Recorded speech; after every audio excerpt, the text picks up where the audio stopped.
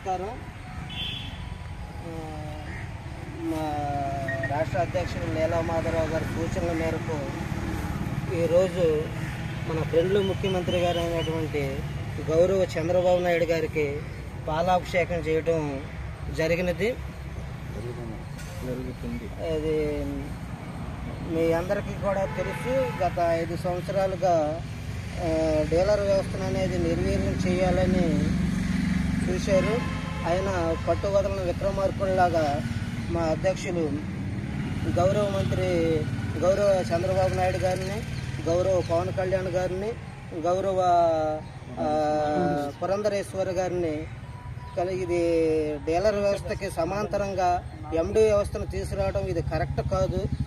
Ration పంపిణీ అనేది ration షాపుల్లోనే జరగాలి. ఆహార భద్రత చట్ట ప్రకారం గౌరవ వేతనం కమిషన్ పెంపుదల అనే నినాదంతో కూటమి ప్రభుత్వంతో మేనిఫెస్టోలో పెట్టేలా చేయించి మన జరిగిన కలెక్టర్ల సమావేశంలో చంద్రబాబు నాయుడు గారు మా డీలర్లకు అనుకూలంగా మాట్లాడటం మాకు చాలా శుభసూచకం, శుభ పరిణామం. మేము దాన్ని పురస్కరించుకుని మాకు మళ్ళీ పూర్వపు రోజులు మాకు వస్తాయని ఆశిస్తూ చంద్రబాబు నాయుడు గారు మాట్లాడిన బట్టి మేము ఈరోజు పాలాభిషేకం చేయడం జరుగుతుంది.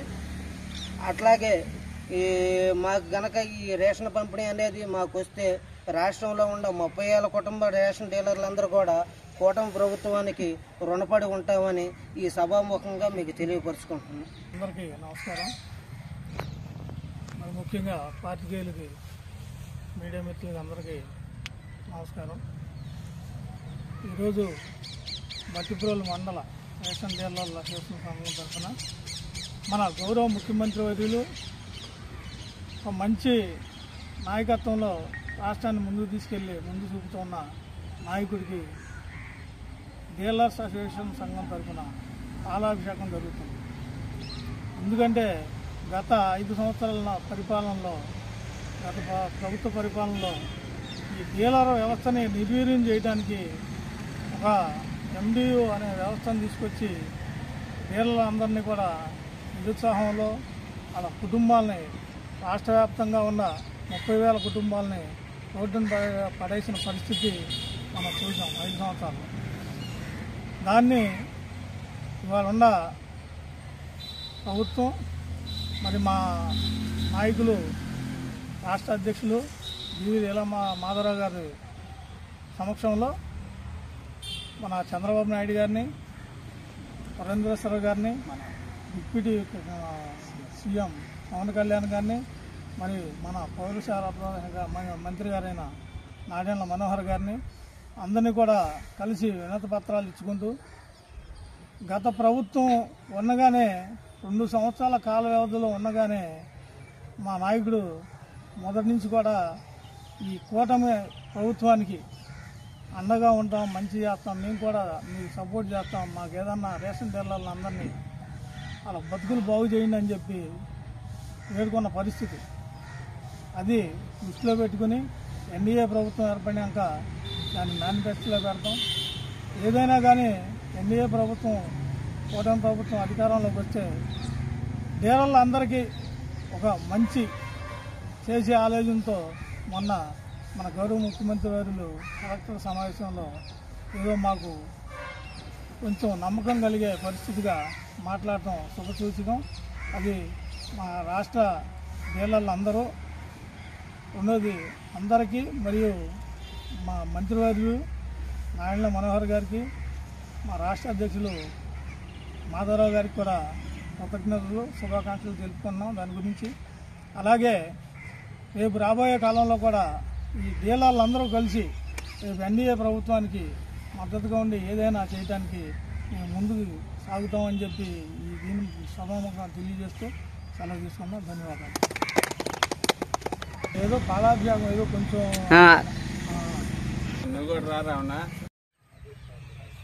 గతంలో ప్రభుత్వంలో ఉండగా ఓన్లీ బియ్యం వచ్చినాయి, పంచదార వచ్చింది, గోధుమలు వచ్చినాయి.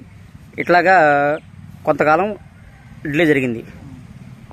ఈ ప్రభుత్వం వచ్చిన కాడి నుంచి మనోహర్ గారు కందిపప్పు ఉన్నాయి, గోడౌన్లోకి వెళ్తున్నారు, చెక్ చేస్తున్నారు, క్వాలిటీ బాగాలేదని కొన్ని తిరస్కరించిన మాట వాస్తవం.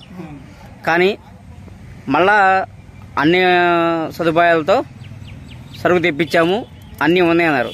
కానీ ఈ నెలలో మన మండలంలో ఎక్కడ కూడా బియ్యము పంచదార మహా అయితే పంచదార రాలేదు, అసలు పంచదార రాలేదు. ఓన్లీ గోధుమ పిండి మాత్రమే వచ్చింది. దీనికి మీ వివరణ ఏంటి? అది పోయిన నెలలో పౌర సరఫరాల శాఖ మంత్రి నారాయణ మనోహర్ గారు గోడౌన్ చెక్ చేయడానికి వెళ్ళినప్పుడు క్వాంటిటీ తగ్గిందనే ఆలోచనతో ఈ పంచదార కానీ క్వాంటిటీయా క్వాలిటీయా తూకం తగ్గింది అనే ఆలోచనతో ఉన్న ఇది మొత్తం ఆపారు, స్టాక్ మొత్తం ఆపారు. దాన్ని కరెక్ట్ చేసి ఇద్దామనే ఆలోచనతో. ఎందుకంటే వీళ్ళు వచ్చిన ఆయన వెళ్ళి పరిశీలించినప్పుడు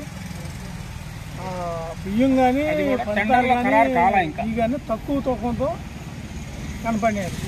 దాంట్లో సీజ్ చేయడం జరిగింది. అది సరి చేసిన తర్వాత ఇద్దామనే ఆలోచన. అయితే ఇవాళ ఉన్న ప్రభుత్వం పాత పద్ధతి ఎప్పుడు లోగడ నిత్యావసర సరుకులు రేషన్ డీలర్ల ద్వారా ఎన్నైతే ఇచ్చారో అన్నీ ఇవ్వడానికి వాళ్ళు సిద్ధంగా ఉన్నారని చెప్పి స్పష్టంగా చెబుతున్నారు. కరెక్టే, మీరు అన్నమాట వాస్తవమే, నేను కాదనట్లేదు. గత ప్రభుత్వం అధికారంలో ఉన్నప్పుడు కొంతమంది రేషన్ డీలర్లు స్థానికంగా ఉన్న పరిస్థితుల ప్రభావం వలన కందిపప్పు బుక్ చేయకపోవడం, వేరే కొన్ని వస్తువులు బుక్ చేయకుండా ఓన్లీ రేషన్ బియ్యం వరకు మాత్రమే సప్లై చేసిన ఆధారాలు మా దగ్గర ఉన్నాయి. దీని మీద మీ వివరణ ఏంటి?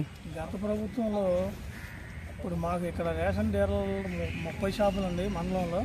30 షాపులకి కనీసం ఒక్కొక్క షాపుకి 4-3 క్వింటాలు కూడా అవసరం అయిన పరిస్థితి ఉంది. వాళ్ళు 50%తోనే సరిపెట్టారు. మొత్తం కూడా ఇవ్వాలి 20%, 30%తోనే అది 4-5 షాపులతోనే ఇచ్చి సరిపెట్టినారు. అలాట్మెంట్ లేక అంతే తప్పితే డీలర్మెంట్ అనేది మాకు అసమర్థతో లేదా కట్టకుండా డీలర్లు ఇబ్బంది పెడదామనే ఆలోచన ఏం కాదు. వాళ్ళు కట్టమని ఏ రోజు చెప్పినా కట్టడానికి ఇవ్వడానికి సిద్ధంగా ఉన్నాం. ప్రజా పంపిణీ లోగడ జరిగినట్టుగానే ప్రజలకి మాకు ఉన్న సంబంధాలను బట్టి ఇవాళ మళ్ళీ రాష్ట్ర వ్యాప్తంగా వాళ్ళకి శుభ్రంగా పంపిణీ చేయడానికి రాష్ట్ర వ్యాప్తంగా డీలర్లు అందరూ సిద్ధంగా ఉన్నారని చెప్పి తెలియజేస్తారు.